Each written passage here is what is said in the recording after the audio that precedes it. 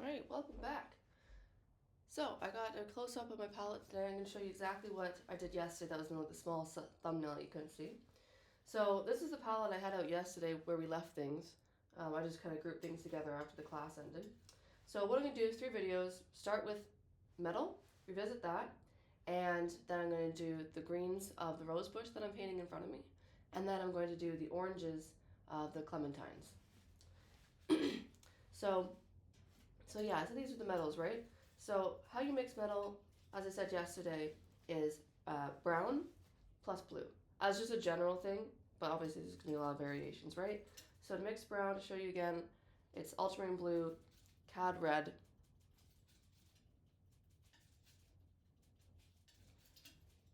I hope I said this is how to mix brown and not how to mix blue. I don't know the word I just said.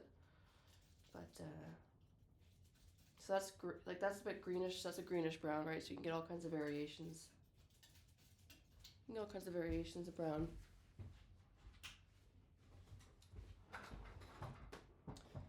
Just adding a bit more light. Yeah, that's better. And so I'll make that.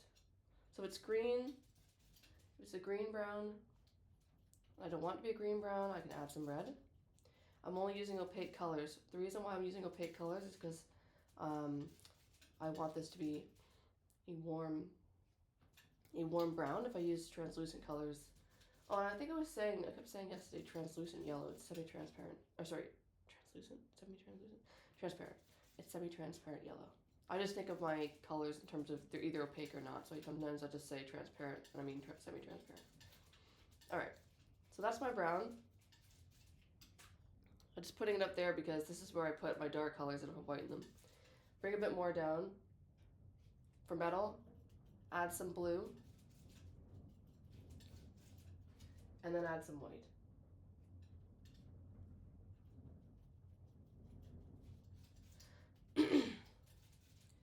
Okay, so you can see now I have a very metal looking color.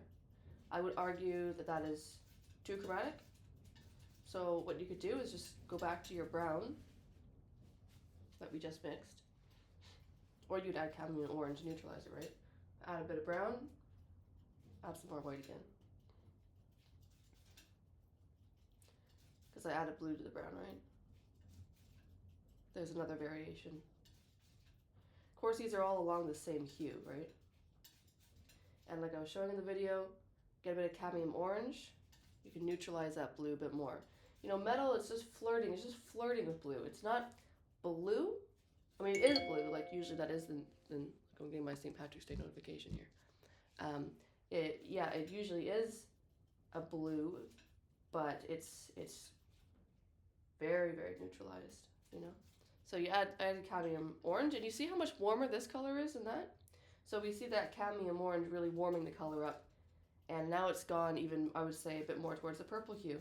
So metals tend to be between purple, some variation of purple and blue, but very neutral.